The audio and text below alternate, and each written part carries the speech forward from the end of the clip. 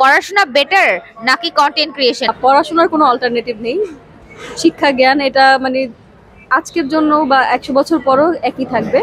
তবে content creation যদি কেউ করতে পারে সেটা তার একটা ভালো কোয়ালিটি, যে সে এট আ টাইম দুইটা মেনটেন করতে পারছে, কিন্তু পড়ালেখার কোনো অল্টারনেটিভ নেই। আমার মনে হয় যে পড়াশোনার জায়গায় থাকবে, আর কন্টেন্ট ক্রিয়েশনের জায়গায় থাকবে।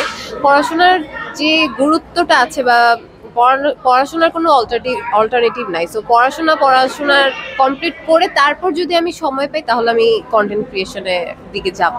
না, পড়াশোনা অবশ্যই সবার জীবনে দরকার আছে, কিন্তু পড়াশোনার ফাঁকে যদি আমরা করতে পারি সেটা ভালো। কিন্তু কেরিয়ার হিসাবে নেওয়া আমি জানি না কতটুকু বাস্তবসম্মত একটা চিন্তা। আমার কাছে মনে হয় যে চাকরি করা দরকার, কিন্তু যখন আমরা দেখতেছি যে পড়াশোনার পরেও আমরা কোনো চাকরি পাচ্ছি না, তখন আমরা মনে হচ্ছে যে ইজি একটা অপশন আছে যে আমরা ইউটিউব করব, করে লাখ টাকা কামাই করব। কিন্তু আদৌ কি সবাই লাখ টাকা পাচ্ছে, এটা আমার প্রশ্ন। যদি বর্তমান অবস্থার কথা বলি তাহলে দরকার নেই, কারণ পড়াশোনার মূল্যটা কেউ দিচ্ছে না, দিচ্ছে আমার যোগ্যতা।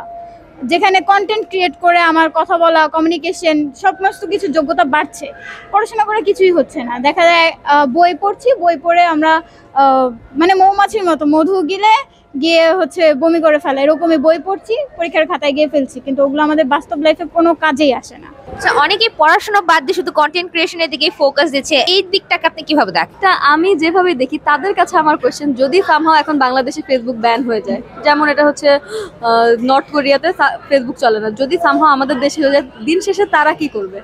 তো এটা আমার তাদের কাছে জানা আছে। তো পড়ালেখার কোনো অল্টারনেটিভ নেই। যেখানে আমাদের পড়াশোনা, এত টাকা খরচ করে পড়াশোনা করার পরও আমরা আমাদের যোগ্য কোনো কাজ খুঁজে পাচ্ছি না, বা আমাদের এই যোগ্যটাকে মূল্যায়ন করার মতো কোনো স্থান খুঁজে পাচ্ছি না, সেখানে মনে হয় যে পড়াশোনা না করেই যারা কন্টেন্ট ক্রিয়েট করছে তারাই আমাদের থেকে, যারা আমরা স্টুডেন্ট বা স্টুডেন্ট লাইফ শেষ করে কর্পোরেট লাইফে যেতে চাই, তাদের থেকে অনেক বেশি ভালো পজিশনে আছে। এই বিষয়টা হচ্ছে আমি নেগেটিভও দেখি আবার পজিটিভও দেখি, বিকজ হচ্ছে যে আমরা কন্টেন্ট ক্রিয়েটর হয়ে যেভাবে হচ্ছে টাকা ইনকাম করছি, তো সেই দিক দিয়ে হচ্ছে ভালো, কিন্তু আমাদের হচ্ছে মানে নেগেটিভ হচ্ছে যে আমাদের কন্টেন্ট ক্রিয়েটর ক্ষেত্রে, কাজের ক্ষেত্রে আমাদের হচ্ছে অনেক কিছুই হচ্ছে আমরা ফোকাস করতে পারছি না, যেমন স্টাডি, ফ্যামিলিকে সময় দেওয়া, দেন হচ্ছে যে মানে আমাদের যে ফ্রেন্ড সাইকেল তাদেরকে সময় দেওয়া, সেই দিক থেকেও খুবই আমরা দূরে থাকছি। আর কন্টেন্ট ক্রিয়েটর ক্ষেত্রে যে ইনকামটা হয়, ইনকাম যে সোর্সটা সেটা অনেক ভালো, বাট আমরা হচ্ছে এরকম যে আমাদের যখন স্টাডি হয়, কমপ্লিট হয়, তখন হচ্ছে আমরা ভালো মানে আমাদের বাংলাদেশে ভালো জবের কোনো মানে অ্যাবিলিটি থাকে না, বা ভালো ইনকাম করব বা আমরা ভালো একটা কিছু করব সেটা তো কোনো আস্থা থাকে না আমাদের। তো আমি যদি বলি যে কন্টেন্ট ক্রিয়েটর নেগেটিভও আছে, পজিটিভও আছে, সেটা আপনি কিভাবে নেবেন, ওটাই হচ্ছে। আমাদেরকে অনেক হ্যাসেলের মধ্যে দিয়ে যেতে হচ্ছে। এই পড়াশোনা শেষ করার পর সার্টিফিকেট নিয়ে দৌড়ানো, এইখানে যাওয়া ওখানে যাওয়া, চাকরির জন্য আবার এক্সপিরিয়েন্স দরকার। কেউ এক্সপিরিয়েন্স ছাড়া কাজ দিতে চায় না। আমাদেরকে যদি কাজ দেওয়াই না হয়, এক্সপিরিয়েন্সটা আসবে কোত্থেকে? আর এখানে হচ্ছে দেখা যাচ্ছে যে কন্টেন্ট ক্রিয়েশনের জন্য কোনো এক্সপিরিয়েন্স প্রয়োজন হচ্ছে না। আমরা নর্মালি একটা ফোন নিয়ে বেরিয়ে গিয়ে একটা কন্টেন্ট তৈরি করে সেখান থেকে দেখা যায় অনলাইনে অনেক টাকা ইনকাম করতে পারছি।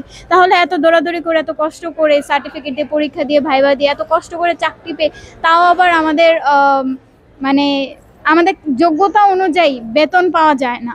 তো সেই একটা বেতনে আমরা কাজ করব, যেখানে আমাদের থেকেও পড়াশোনা ছাড়াই তারা কন্টেন্ট ক্রিয়েট করে আমাদের থেকে দ্বিগুণ টাকা উপার্জন করতে পারছে, তাহলে অবশ্যই পড়াশোনার চাইতে বেটার কন্টেন্ট ক্রিয়েটর হওয়া। আমার কাছে মনে হয় যে পড়াশোনা একটা গুরুত্বপূর্ণ বিষয় মানুষের জীবনে। আমরা অবশ্যই পড়াশোনা করা দরকার, কিন্তু পড়াশোনা ফাঁকে যদি আমরা সময় পাই, যদি করতে পারি, তাহলে ভালো। আমার কাছে কন্টেন্ট ক্রিয়েশন যারা করে তারা বেশিরভাগই হচ্ছে আনএডুকেটেড হয়ে থাকে, তাদের কথাবার্তা স্টাইল, অনেকেই হচ্ছে ভালো কন্টেন্ট মেক করতে পারে না, জাস্ট হচ্ছে তাদের মানে নীতির জন্যে। মানে আমাদের সব থেকে বেশি ইম্পর্টেন্ট হচ্ছে বিহেভিয়ার, মানে আমাদের যে ব্যবহারটা দরকার সব থেকে বেশি ইম্পর্টেন্ট, সেটাই হচ্ছে সব থেকে বেশি ইম্পর্টেন্ট। তো স্টাডির ক্ষেত্রে আমরা বলবো যে স্টাডির ক্ষেত্রে আমরা সব কিছুই হচ্ছে মেনটেন করে থাকি, আমাদের কথাবার্তা স্টাইল, দেন হচ্ছে আমাদের যে মানে মেনটেন করার জিনিসগুলা, সেটার ক্ষেত্রে যদি বলা হয় তাহলে স্টাডিটা খুবই প্রয়োজন।